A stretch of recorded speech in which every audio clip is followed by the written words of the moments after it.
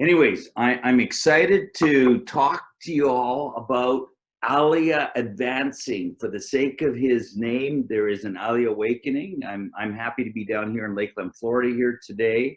And we are involved in some strategic planning for the Aliyah Return Center and what God's doing around the Galilee. He seems to be doing something up there, does he?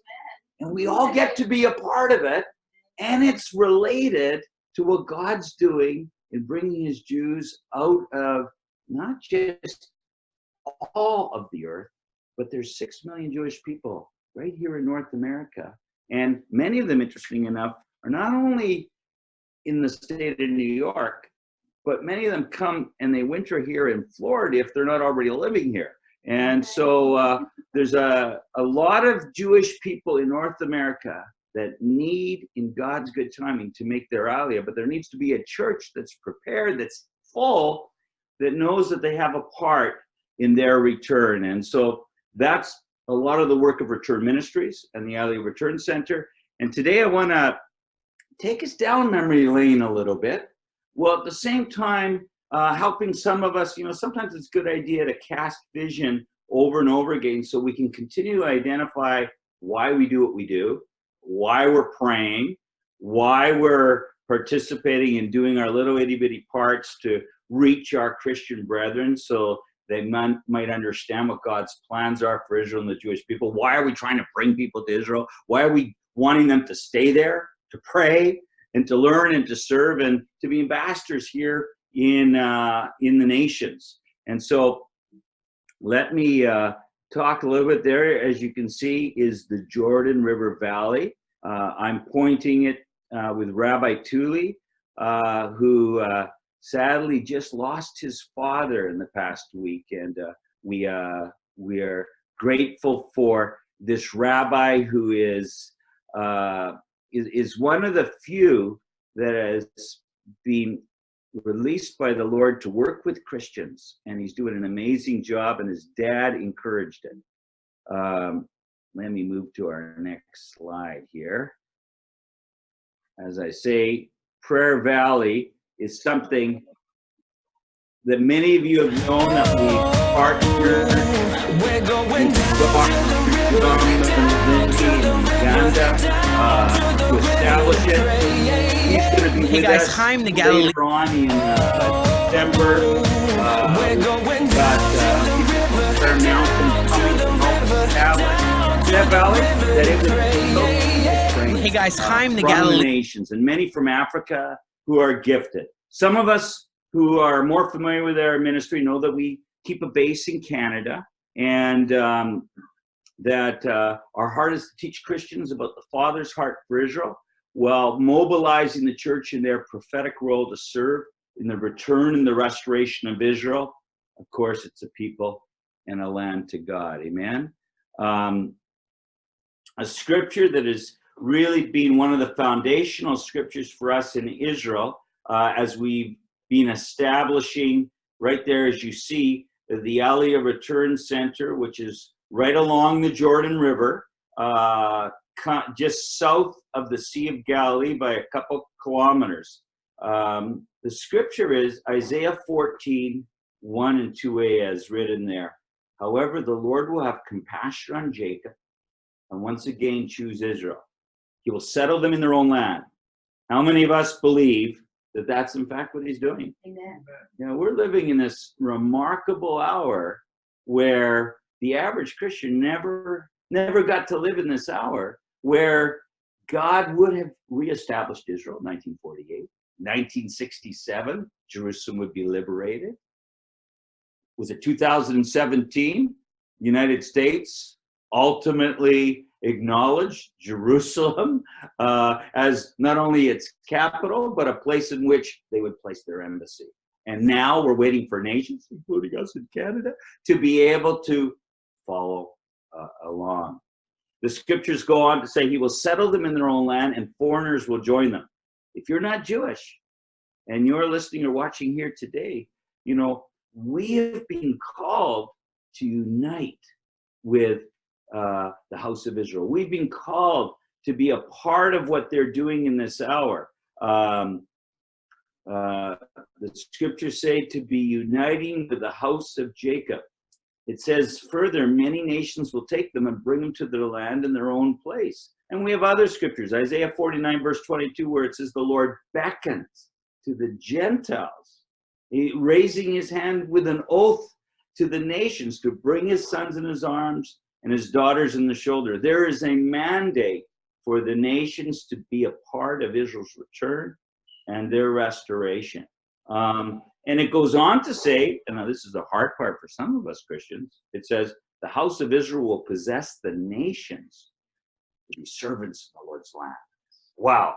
Someone's go, oh, I want to be the head, not the tail, okay? As opposed to recognizing that God has privileged us to serve these people. And that's something that he's given us a free will to make a choice in. Okay, somebody say praise the Lord. You know, but meanwhile, this isn't easy because, you know, who wants to leave to Israel on Sunday? I am. You know, when meanwhile, brides are getting out of the bridal car and putting their hands over their head so a rocket doesn't hit them. People are hitting the pavement, you know, as rockets fly over them. I've heard over 400 rockets have come in the last couple of nights. Why? Because Israel took a step to assassinate the chief who was sending rockets into Israel. He says, enough of this terrorism and this fear, sending them aimlessly into nursing homes and schools.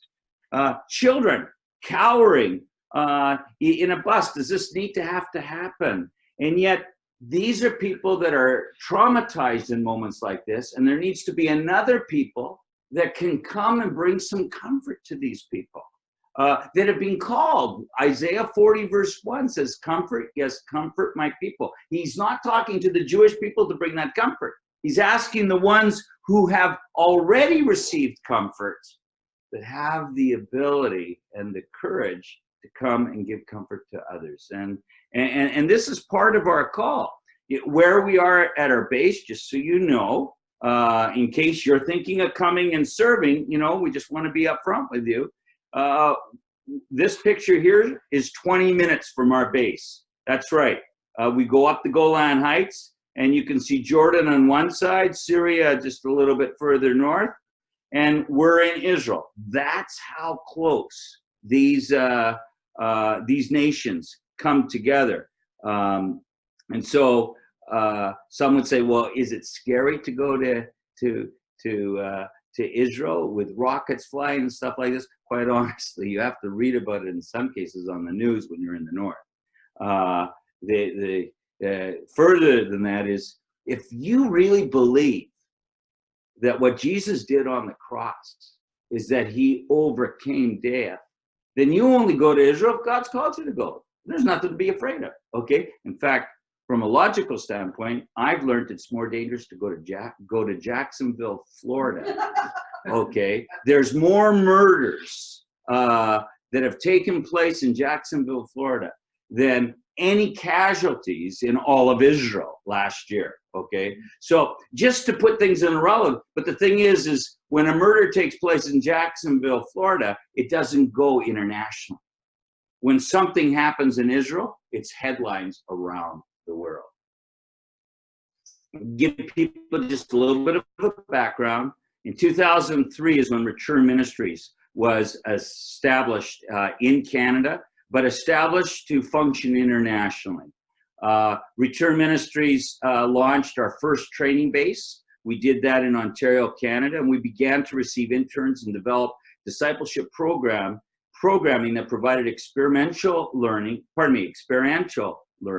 and serving in both Canada, USA, and Israel. When some people ask, what is that? That's like follow me ministry. We're not interested in just putting people before a blackboard or a whiteboard, whatever color board. We want them to get their hands dirty, ultimately in Israel, okay, so that they can actually be amongst the people of Israel to get more than theory, but to have experience. And we feel that it's so much easier to understand the scriptures. And many of us who have been to Israel, some of you listening, you know your lives changed when you went to Israel because the Bible came alive. It was in color.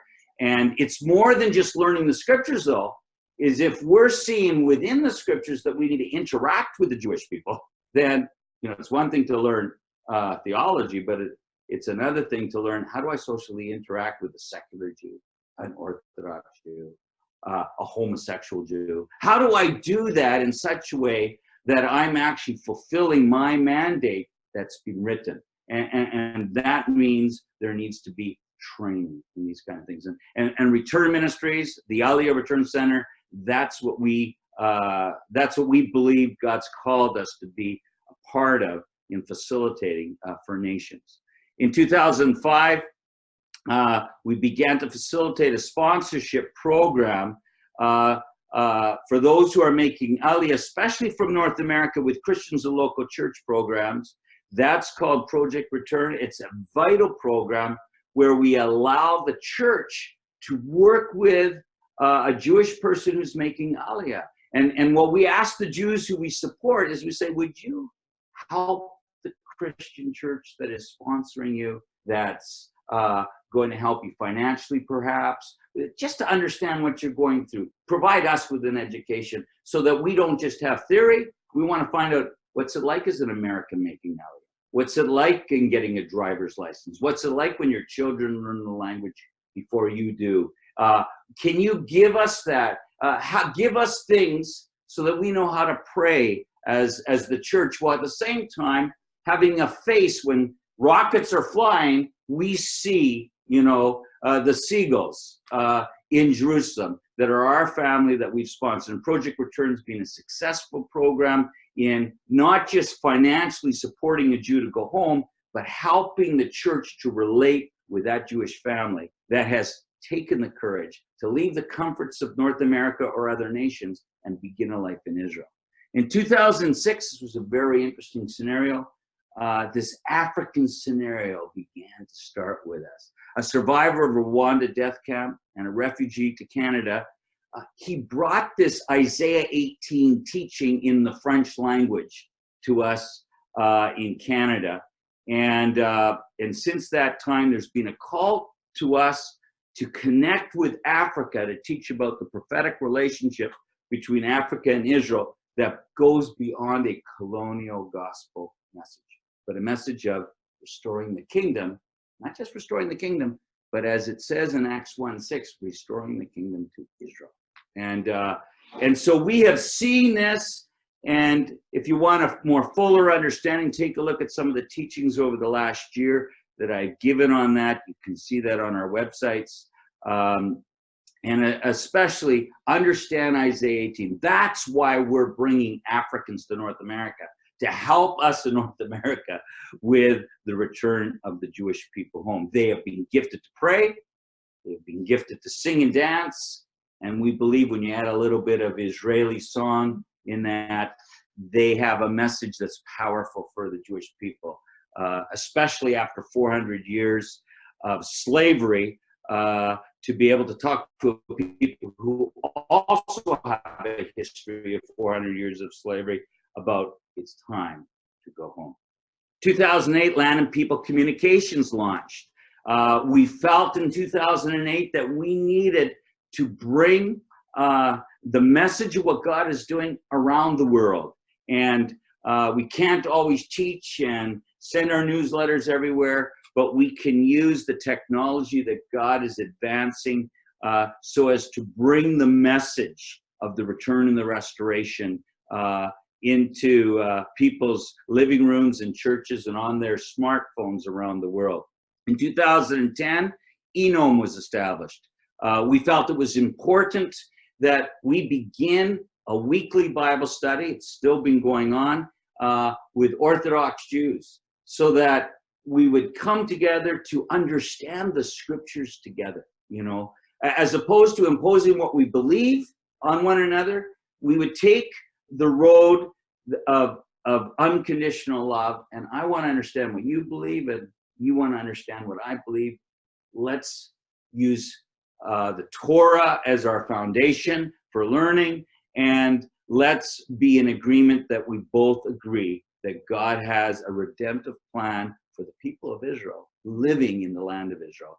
And that's been very powerful. And to this day, it's taking some new huge steps. And in subsequent weeks, I hope to talk more about that. In 2013, after many years of trying to establish a permanent base for ministry in Israel, and some of you know, some of you even watching, you were interns in the early years with Return Ministries, whether it was in Tel Aviv, whether it was in Sagot, and you volunteered all over Israel for us. All my kids had to go through an interning program with their dad. But it took until 2013, when now Deanna's married with Chaim, that we would establish the Aliyah Return Center. Where? In Tiberias, in Galilee. And that was a big moment for this work in this ministry. And we began since then to make a transition of things that we've been doing in North America to be doing it in the Galilee. 2015, many of us are fond in our memory of Loving God, Blessing Israel campaign, which we began to see this outflow of gold and silver being given as we took 10 white trucks around across the country, as we united with other ministries. We began to ask Christians not to bless Israel for what they can get. If you bless Israel, you'll be blessed. But ask them to do it out of a love for God and to give extravagantly. And as many of you are aware, we were shocked to see the amount of gold and silver that was given, heirlooms, people taking their gold and silver off their hands in the meetings, wedding rings. I mean, it was just amazing. And we're still seeing this happen, but it's coming from many, many other nations now.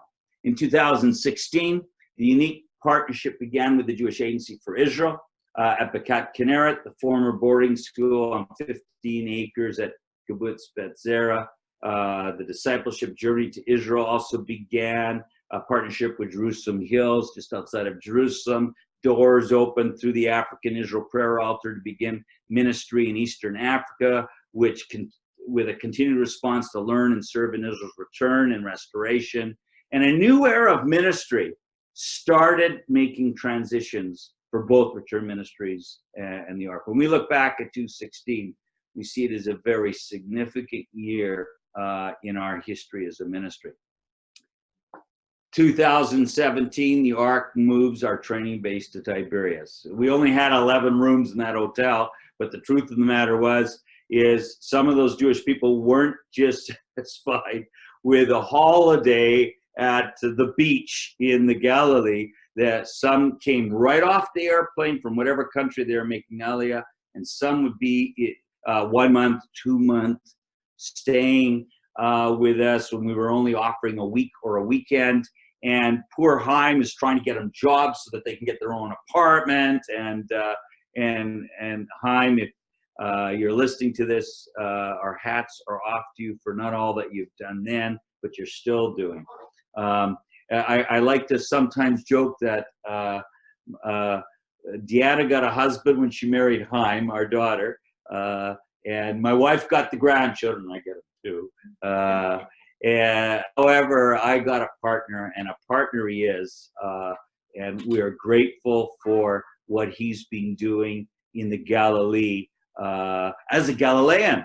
The Aliyah Villa got established in 2017, which was a continuation of our membership program, which actually started in 2013, and I hope to share a little bit about today.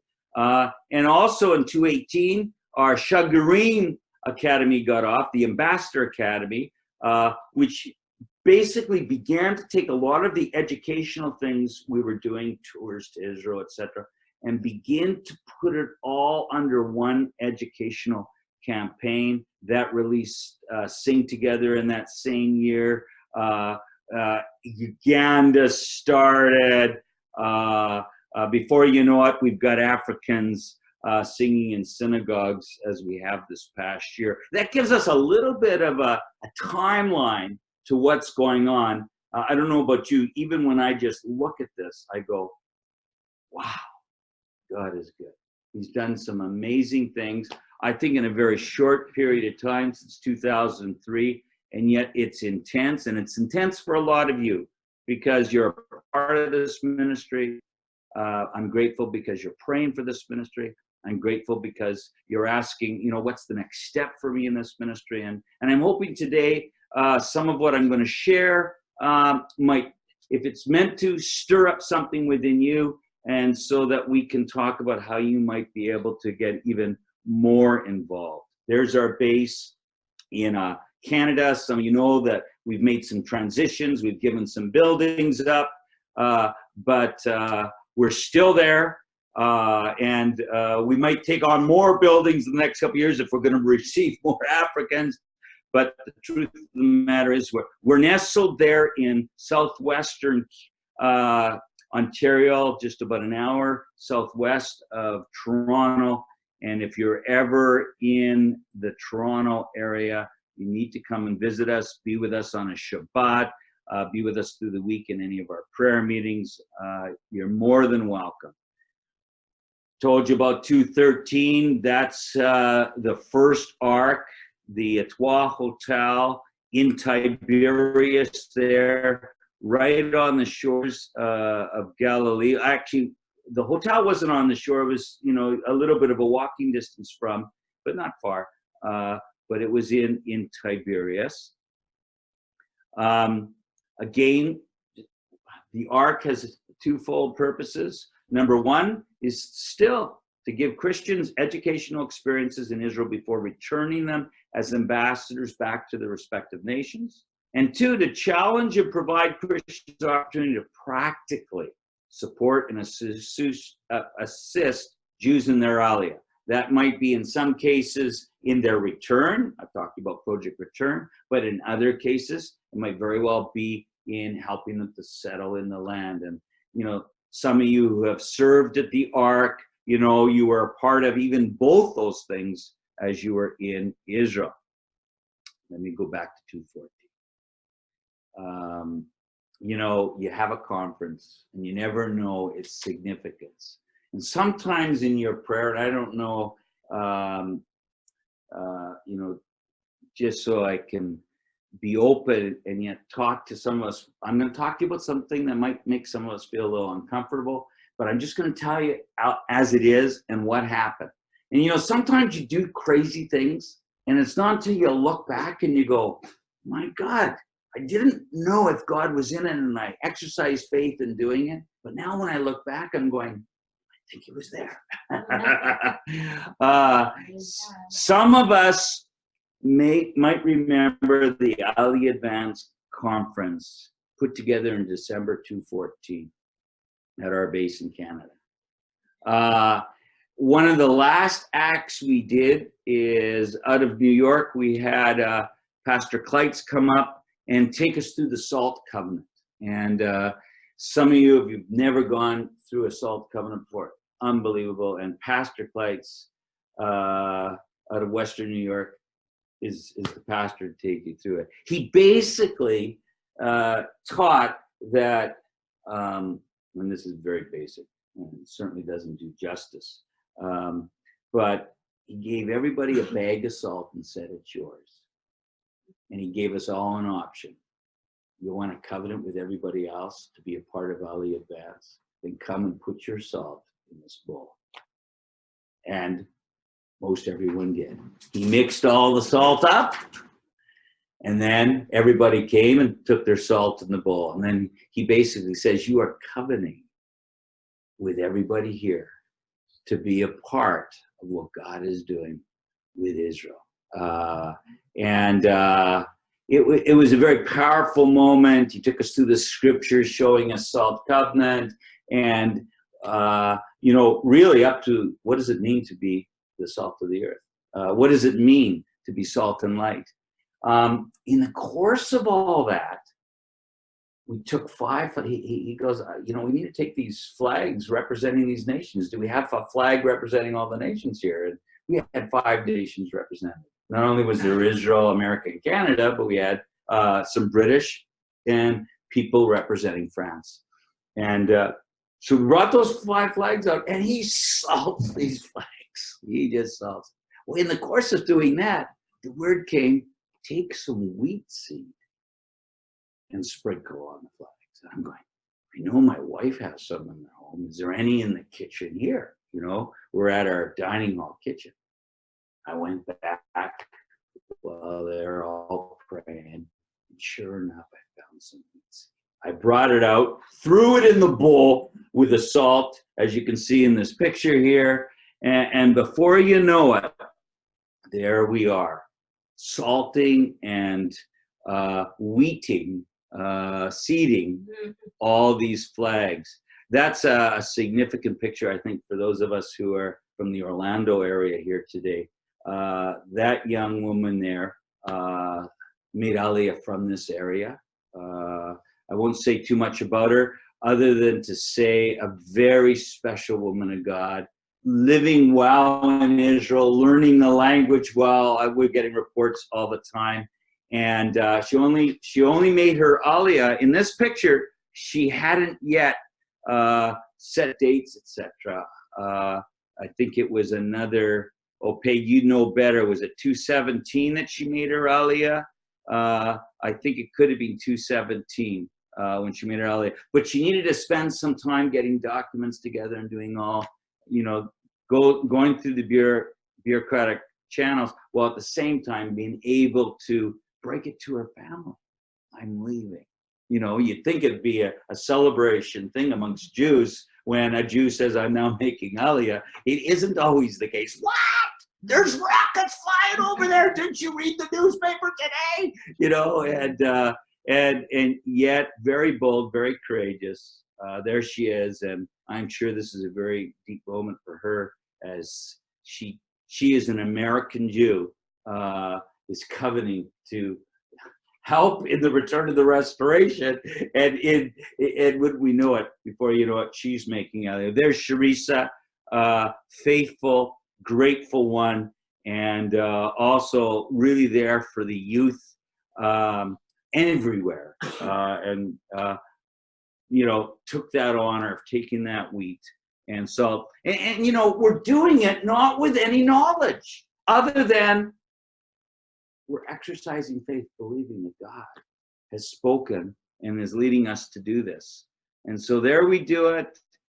You know, before you know it, there's Gilad from Israel and Chaim, and they salted the Israeli flag, the British flag, the French flag. Next thing you know, all the flags were folded, and we had a military man there, made sure that they would ultimately be folded a military way. And next thing you know, we're praying over them, and we're passing them on to Israel and saying, go and bury these, plant these flags in Israel. That's what we asked them to do. Wow. So in 2:15, I show up. Chaim, did you plant the flag yet? Looks at me and goes, God hasn't spoken to us yet. We don't know where to. And we didn't know where to either. Show up a few more months later. Did you plant the flags yet? Haven't heard from God. I think it was probably by the summertime where we're realizing we can't find these flags. And to keep all the salt and the wheat in them, we put them in a black garbage bag. So we thought that maybe somebody thought it was garbage and went. However, we thought, well, they would have been planted in some landfill somewhere. We have fulfilled our assignment. Praise the Lord. However, even further to that, before you know it, we found a place that God's asking us to move to. He's saying, move the ark to the Jordan Valley, to just where it comes out of the Galilee. What used to be an old kibbutz, well, still is a kibbutz there since 1927. It's called Bet Zara. So wouldn't you know, there we're going, and they're showing us various buildings that need renovation, and there it is. If you see here in the middle is the boarding school, and that's called Bekat Kinneret. The Valley of the Violins is what that means. And over here is part of the residential area. And wow, we thought it was a good idea. This could be a place. We said, we want to lease, and this was the deal. Jim, you'd be interested in this. We says, okay, you need a pool fixed. We'll pay for that pool, okay, and get it fixed, okay. And you give us 15 years in this place, because we were thinking the membership program back there. We need at least 15 years in this place. Don't charge us but $1, and we'll restore this place. And that was, you know, the kibbutz all looked like was a deal. That was the end of 2015. And, you know, we just had to show up to a meeting in February. You know, Hyman Udi would go, and all of a sudden we got the news. The Jewish Agency, the Aliyah organization for the Jewish people, they had already determined that they want the place too. So who does Bet Zera choose? Do they choose the Jewish Agency, the organization that's responsible for receiving Jews immigrating from the nations, making their Aliyah, or the Christian ministry? Wow. It turns out that the kibbutz is very socialist in their behavior. And they said, maybe the two of you can work together. I fly in, have a meeting, long story short, in 2016, a strategic partnership with the Jewish Agency gave birth to a greater global work of education, practical ministry, and it's centered at the historical kibbutz Bet Zera along the east banks of the Jordan River. What does Bet Zera mean? Zera means seed. Bet means house, the house of the seed. Oh, if we only had those flags, we put all the wheat on them, you know. And were we thinking that way? No, we weren't even thinking. The flags were lost, okay? However, Bet Zera, the house of seed, that was quite significant. You see this little parking lot area here? We're looking down, okay? This is where we looked at it and we says, you know what? When those buses come in, whether to drop Olim off, new immigrants off, or to bring Christians who want to see what's now is happening in the Galilee, we need to have the flags of the nations there that represent the nations that are serving, that are funding, that are praying for this incredible, that are sending interns to us. So that was almost an initial thing that we decided needed to be done in 2016. And it would take an architect to begin some drawings. You can see the first drawings here. He says, is this the way you guys want it? We'll put the flags like this. We'll put a pond here. He says, no, we need the flags all the way around. But a key thing is the Israeli flag in the center. We wanted to put, this is not like the United Nations, it's united for Israel. That we wanted the nations to humble themselves before the Israeli flag and say, it's all right that Israel is the foremost of the nations, like the prophet says. We're here to serve. Remember Isaiah 14? We are here to serve as the nations. And so that began, these plans were done in, I guess, 2016, redone in 2017 to sort of begin the conceptual, what were we doing? Where does the Welcome Center go? It's going to go where the buses come in. So that's what was done. Before you know it, we had other drawings done. It took a while for the Jewish people to realize, no, we can still put an Israeli flag up there, we do today. But we want it in the center around the other flags because we want, you know, they didn't get it, you know. But this was done by the Jewish Agency themselves. And what our intention would be is that when people come to visit us from the nations, we would ask them, especially the praying people, pray on the Israel flag first before you go to your nation. And so that's what we've been doing ever since. We haven't fully got it done as yet if you've been there, but we've got the beginning in our circle happening, and we'll take the nation that's there and they will go to the Israeli and the Jerusalem flag that's now in the center. They'll pray there, and then we'll say, okay, now go to your nation. Now go, as you've recognized and humbled yourself first before Israel's flag, now go to your nation. Well, let me tell you a story. Remember those 5 flags? Well, we did find them, that's right. It turned out that when it came time to move from Tiberias, and you're moving everything out, there I was on moving day. Someone brings this black artifact. He says, these flags have been found. They were lost, but now they're found. Do you think we knew where to bury them now? Oh, yeah. House of seed, Bethzera, okay. We had sprinkled wheat seeds on them. And we thought, why? Where are we going to do it? On the property? Well, we had a place already designated where the flags would go. We had to do it there. But that wasn't enough. And we did that. We buried them. A week later, the Chinese showed up. They says, we heard you buried some flags, and we want to bury our flag with those flags. And you know, we were going, Hein, how do you feel about this? First of all, we weren't always comfortable with burying a flag, okay?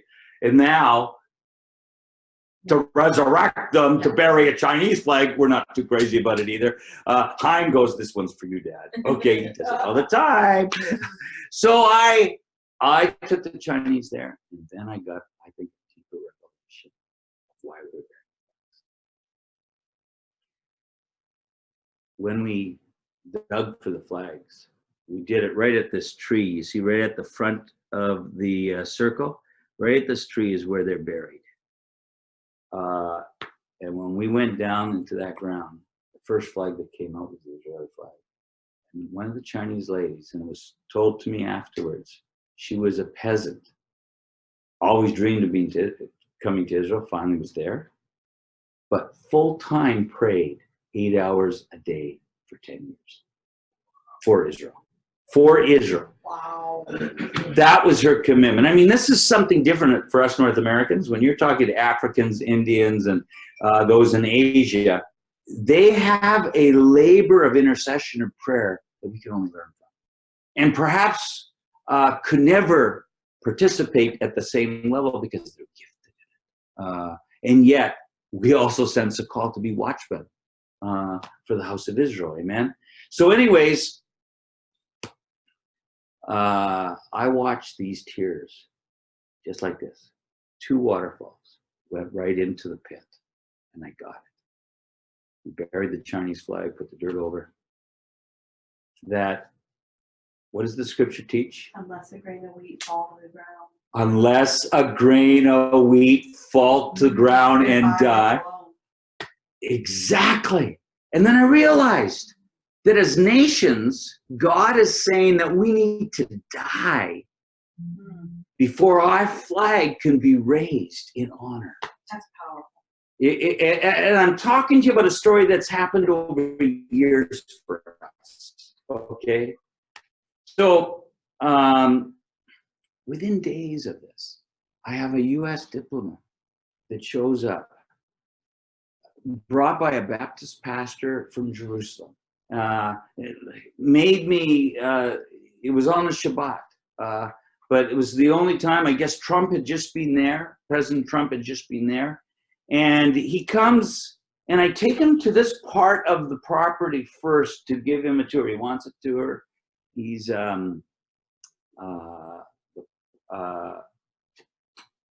the diplomat for Latin America. He's a pastor. So he understands Christian things. He was excited to tell me that he's privileged as a diplomat with the U.S. Embassy to be able to go into many nations and represent Christ. And in the course of him sharing with me, and he really isn't there long, he starts prophesying. Because I must have made the mistake of telling him that our hope is that we will have 70 nations with their flags right around this Israel flag. You know, just thinking that the Bible speaks about 70 nations, right? And it was like, he says, don't you get it? this vision is much bigger than you can see. You got to think higher, D. You know, and he just went on like this.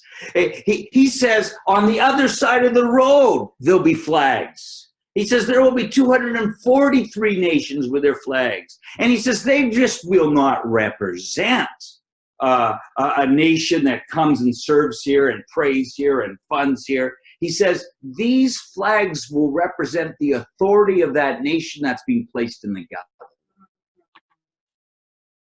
Well, I'm going, wow, because that brought to life for us Isaiah chapter 9, verse 1 and 2, which is really where I'm centering on here today. It says there, but there will be no gloom for her who is in anguish. In the former time, he brought into contempt the land of Zebulun and the land of Naphtali. Peg, did you get that? But in the latter time, he has made glorious the way of the sea, the land beyond the Jordan, the Galilee of the nations. You know, I know Jesus fulfilled these words because he came and he set up his offices in Capernaum, okay, on the sea, okay? But it seems to indicate that there's something about the Jordan River here too. You know, and is there something greater that God still wants to do with the Galilee, that he started with Jesus? A light had dawned there, but it had only dawned. That there's something more. And we have sensed that God is doing something in the Galilee, and he wants to do something greater in the Galilee before the greater aspect of his return to Jerusalem. And it's not just about discipling 12. It's about discipling nations. And rallying nations to come around Israel. It's like this is the staging place before the big hurrah.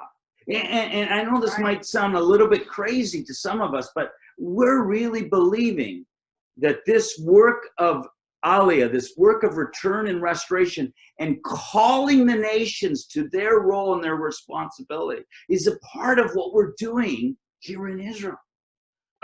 Inviting Africa to take the valley, the Jordan Valley, and lead other nations to pray, intercede, and worship there.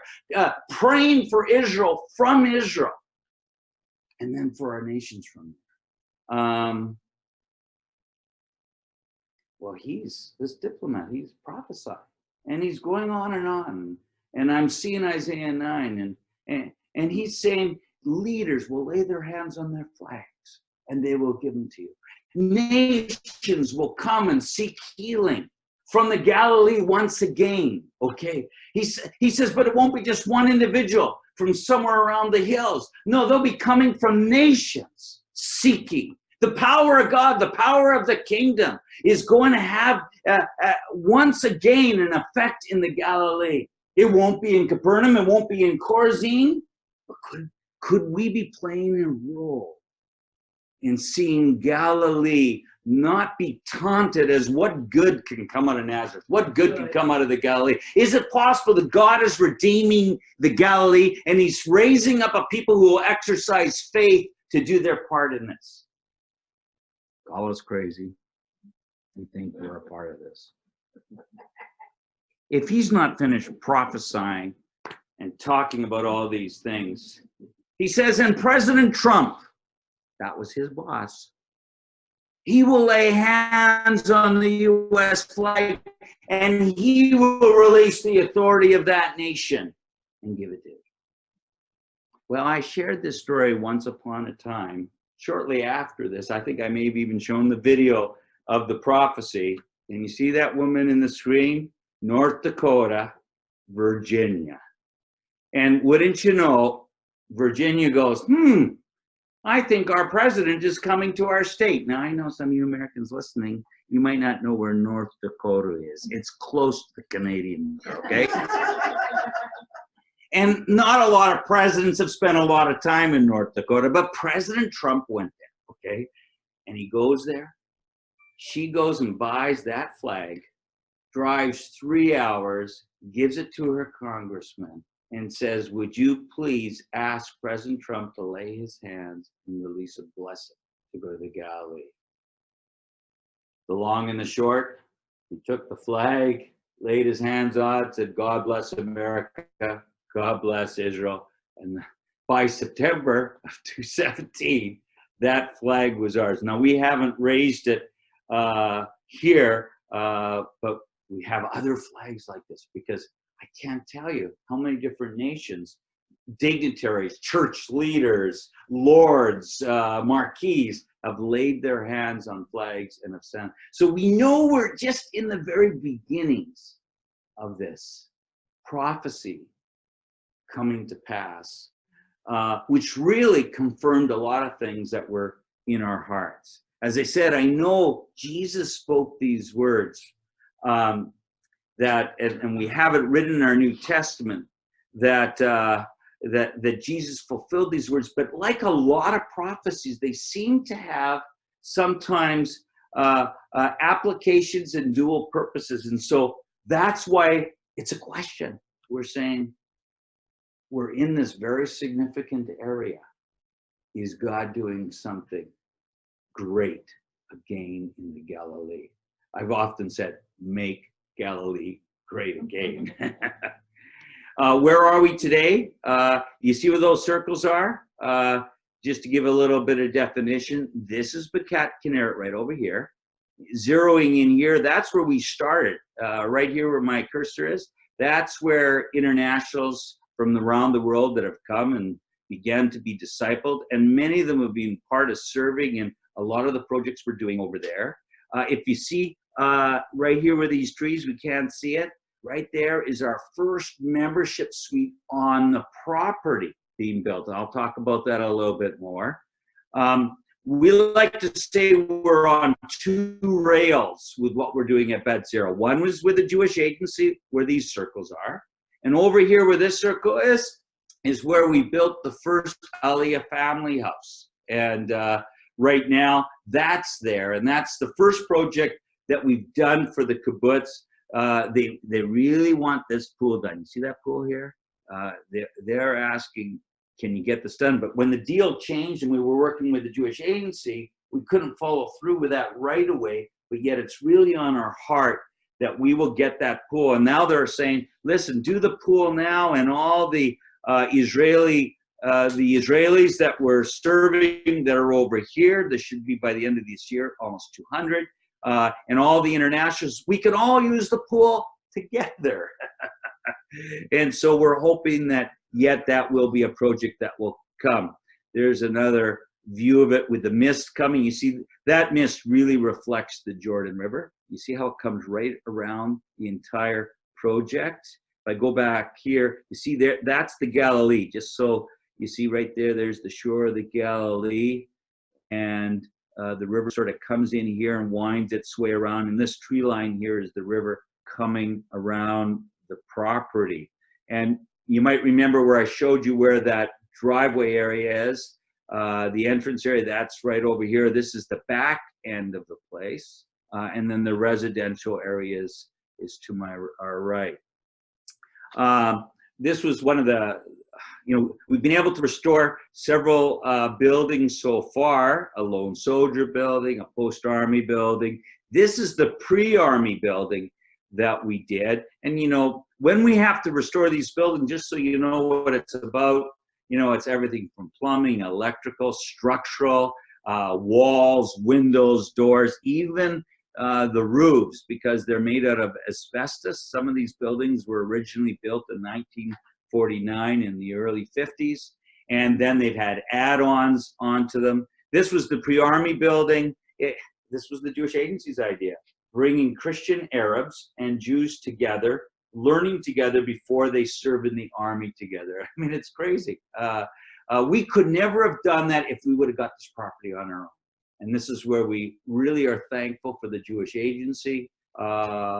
We've established a wonderful partnership that now is having its work into Africa, and we're excited about that. These are the buildings we're working on right now. The restoration will continue. It'll probably go on for another couple years in receiving more olim. Actually, in just the next week, we're going to have several university students. Some come when they make their aliyah. Some come as soldiers. You know, they start their living in Israel by being a soldier as a young person. Some come and start as university students. We have both on the property, and we have a college nearby, and most of the university students are coming to learn water management and gas management, which is very needful right now. We're hoping for to look for the entrepreneurs that are rising up, so that we can encourage them to be involved in establishing businesses in the area, where we'll mentor them for 5 years, match and mentor and coach with them for 5 years, so that we can see business spring up, and while at the same time be living in the north. Ali is about what we do. You know, we want to see more smiling people at the airport, but not just Jews. We want the Christians to welcome the Jews to their land. And again, this is a process of education and a process of helping to facilitate them in doing these things. And that's why the nations need to be more a part of the return of the Jewish people as written. And I believe God's given us plenty of opportunity to do that. That's what we're rallying them to do. If you listen to my last week's teaching or the week before, please get it, because a lot of people go, you're telling us that we need to help Jews get home and help stay in the land. Yes, to the Jew first. You're telling us that this is really important. What about the Great Commission? You know, I'll tell you, you can find that if we seek his kingdom first and his righteousness, that Great Commission falls in place. Absolutely wonderful. And we find ourselves doing the Great Commission. We're discipling nations as we bring the Jewish people home and settle them back in the land. But listen to those previous week's teachings, because the future of the Galilee of the nations is emerging. I just really want to declare this. But it's emerging as united and working together for Israel. But again, the nations have to be taught, and we have to receive them. And I think it's a wonderful thing. A lot of our programming exists where we're always wondering, how can we do a better job in educating the Christians from the nations, for translation, etc. And so we're bringing the nations to the property. We're teaching them at the property. And they're actually watching, you know, they're not getting theory. They're watching Christians speaking many different. You can be there on a Friday night for Shabbat, and you could count more than 10 nations around the table most Fridays. And these are people sometimes not speaking the same language as the person next to them, different denomination, different culture. We got them in bunk beds in some cases. If you're a couple, thank God you get your own bedroom. The reality is we bring these people in and intern, and you know, many of them go, you know, the greatest experience, yes, my Bible's in color now. Yes, I'm knowing how to interact with Jews, but you know what? I've learned community. You know, just the other day, Russ was here on furlough. Another fellow from Florida was up in Canada leaving with his wife, Karen. They found themselves through the Ark at Return Ministries. Two widows, a widow and a widower, pardon me. And he says, you know something? I came for the discipleship journey program. In fact, we have another one coming up in January and February. Please, please look into it. And he said, and I thought I would just get a deeper understanding of Jesus. And he did. But he says, I got so much more. He says, I got an understanding of a Jesus from Israel and a Jesus who's returning to Jerusalem. And he went on to explain that I also found a family. I got a wife. And we share a ministry together, and there were some Americans that came up to Canada to see him off that had, I guess, volunteered at the same time he had in the land. And he just says it's just amazing. He says, I have friends around the world now that share the same vision that we have together. And so that was really exciting for Russ and Karen. And Russ and Karen, if you're watching, God bless you. We so appreciate your faithfulness in this work and ministry of Return Ministries and, of course, the Aliyah Return Center. But again, the nations are coming, and they don't want to just come. You know, this is what we're finding. We're finding that people just don't want to come and be pilgrims anymore.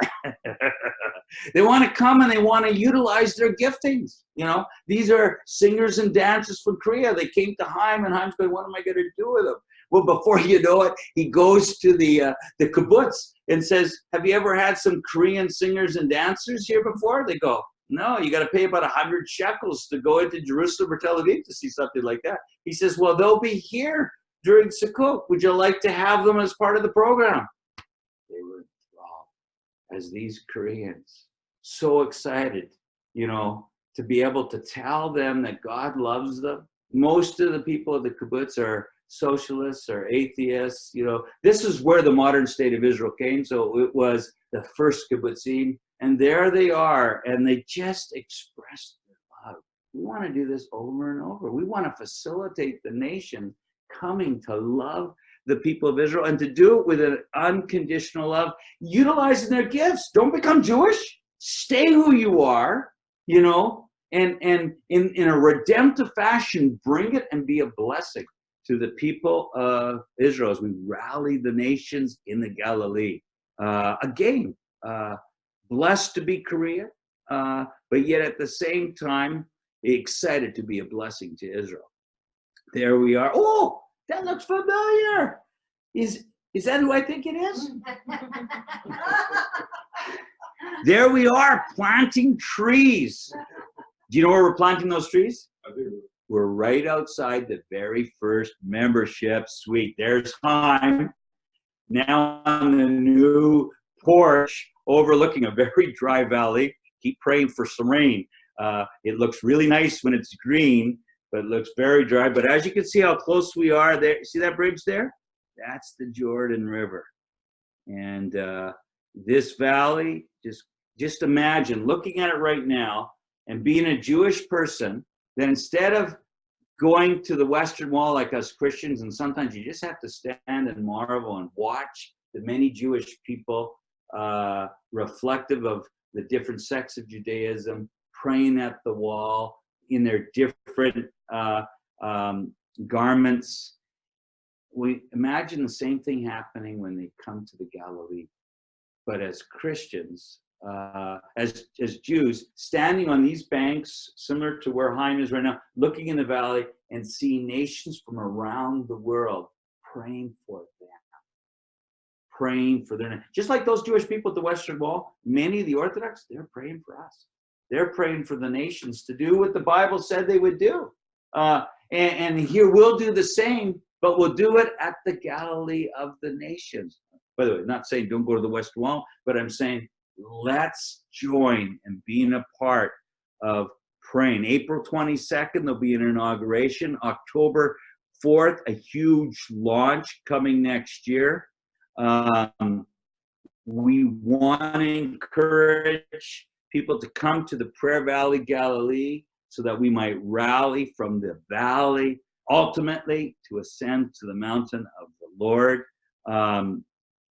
Why return membership? Well, thank you for asking the question. Yeah, that's what we're doing. We're asking people to be a part of supporting this work that we're doing in Israel and really in the nations with a membership. And we're raising up people in different nations that would actually say, I need to represent Return Ministries. I need to represent the Aliyah Return Center in my respective nation. And the Return membership is a way that you can get your ministry off the ground. For some, just so you know, the Aliyah Return Center is a branch of Return Ministries that encourages Jews and Christians to work together to fulfill God's plans and purposes for Israel and the nations according to the Word of God. And since 2013, ARC has been doing this in the Galilee of the nations. And together with the Jewish Agency, just as I've explained, these two ministries are establishing now Prayer Valley Galilee on the banks of the Jordan River. And I think, interesting enough, for some of you who might not be aware, we're on the east side, but yet have access to the west side. We're probably one of the few places in all of Israel where you can walk from the east to the west side, because if you're familiar with the geography in the Middle East, most people on the east side of the Jordan River are living in Jordan. There's just this very small piece of land, a couple kilometers, where a few kibbutzim are, one being Bet Sarah, and we're there. And for some of us who are aware of the promises that were covenanted in oath with Abraham, the nation of Israel will be a lot larger than it is today. It must, if it will fulfill, and we know it should and will, the covenant that God made with Abraham and with his sons and generations, descendants.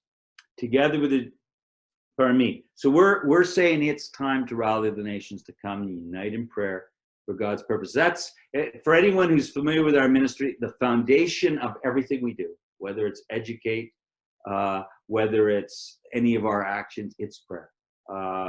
We believe that unless our interns have a strong understanding of how important it is to pray, not just in the day, but at night, as watchmen on the walls, then we're crippling ourselves, because this is a work that enters into a battlefield in the spiritual realm that demands us to have personal prayer covering and corporate prayer covering.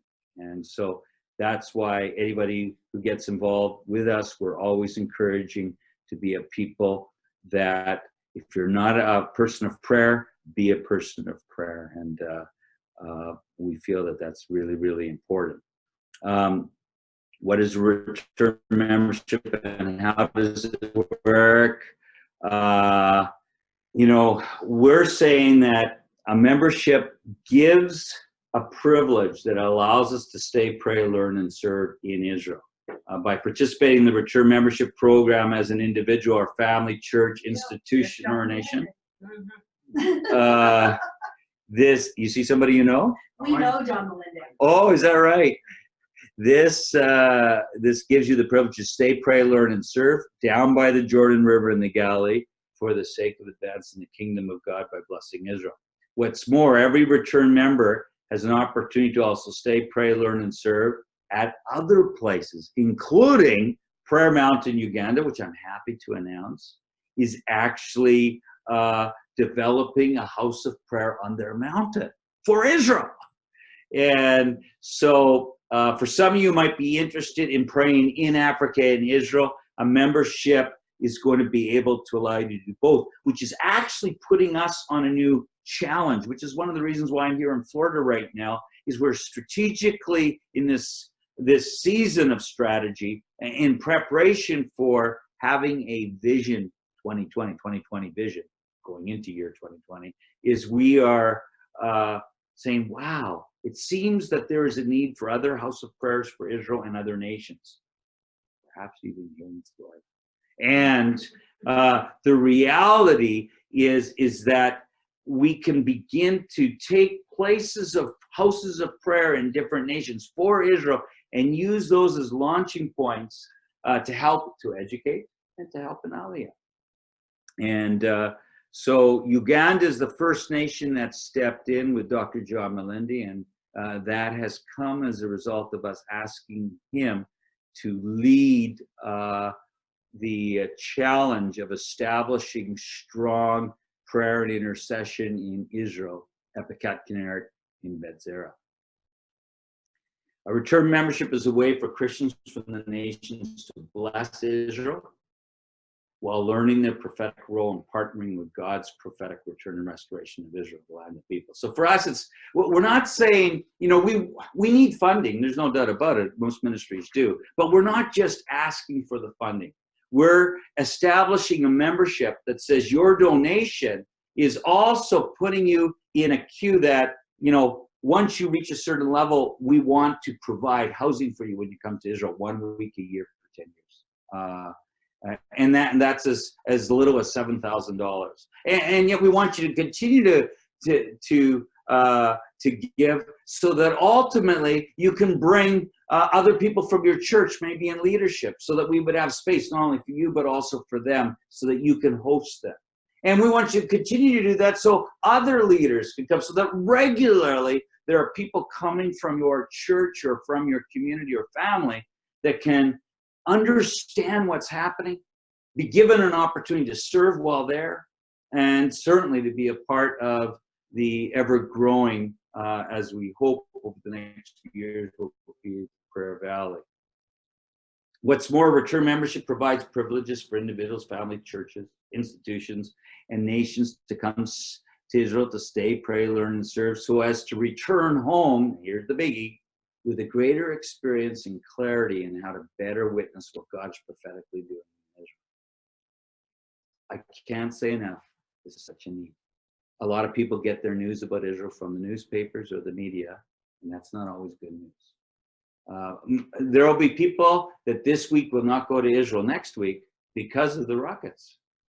For me, that's the time to go to Israel. They need to give comfort. Now, as a Christian, I want to encourage that. I want to encourage that we have, it's the time when crisis takes place in Israel that it's not when we back off, it's the time we actually embrace. We need to teach that. We need people when they go to see things firsthand so that their witness when they come back to their church isn't something that was on their local media, but their witness is, I was there, I talked to people. And so that's why when they come to our work, they'll meet Holocaust survivors. They're going to meet Orthodox Jews, secular Jews. They're going to meet Jews who believe in Jesus. They're going to meet different people. They'll meet Arabs, okay? They'll meet Arabs that love Israel, okay? They'll get a better frame of reference and get a biblical view as opposed to a world's view of Israel. And we feel that that's necessary. It's important. And it's one of the reasons why we're even trying to discuss ways we can be stronger in the Christian media to support the Christian media in the Galilee to be able to do those things as well from the Galilee. We're encouraging people to hear the Father's call to return the Jewish people home. I gave one scripture, Isaiah 14, 1 and 2, Isaiah 49, verse 22. Let's partner with God as he fulfills prophecy. I mean, this is amazing. We get to fulfill prophecy with him. That was just like his son, Jesus. I guess that makes us sons too, eh? Yeah, I'm sorry. If we got to be part of the bride, you need to be part of the son. Every level of return membership supports the return and the restoration of Jewish people to the land of Israel. I mean, this is the wonderful thing. People are participating in a return membership. They're donating, and they're helping in the return and restoration. But at the same time, they are given privilege to be able to learn more and to have opportunity to be able to serve and to pray. And we hope over subsequent years, even many more privileges. But, I want to make it clear that when you're staying at that membership suite, okay, your funds that help support building that membership suite is really also supporting everything around you. All the Jewish people that are learning on either side, whether it's Olim here or learning the Hebrew language over there, these are all people that the members are making it a valid concern that they're part of that. The Stay, Pray, Learn, and Serve programs are things that we're building. We're taking, even when people come and intern, for us, it's important that they don't just come and volunteer. We want to get stronger in ensuring that when people do come, that we get them out to see other parts of Israel, not just the Galilee. That includes what some people call the West Bank. We call it Judea and Samaria, as the Bible calls it, because we want them to see, for years, governments were saying, don't build in the West Bank. Well, let's go there and find out what took place in the West Bank, because 80% of our Bible was written there. And we're saying that we can't build there. And the people that are living there, 400,000 Israelis, are saying, this is crazy. We're living here and risking our lives here and raising our families here, putting our kids on armored buses to go to school every day, because we believe that God said, this is my promise to Abraham, Isaac, and Jacob. I want to invite people to come to Israel and experience not just what Jews are doing, and not just what Christians are doing, but what Jews and Christians are doing together. And I can't say this is enough, that this is a significant thing, that when you're partnering with this work and this ministry, and you who are part of it, you're partnering with a program that is not just for the church and not just for the Jews.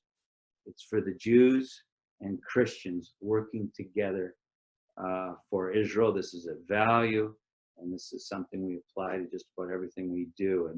And so I want to thank you for being with us here today, hearing a little bit about our history, seeing a little bit maybe, while at the same time connecting with how you might be able to be a part of what God is doing with Israel and the nations. God bless you from Florida.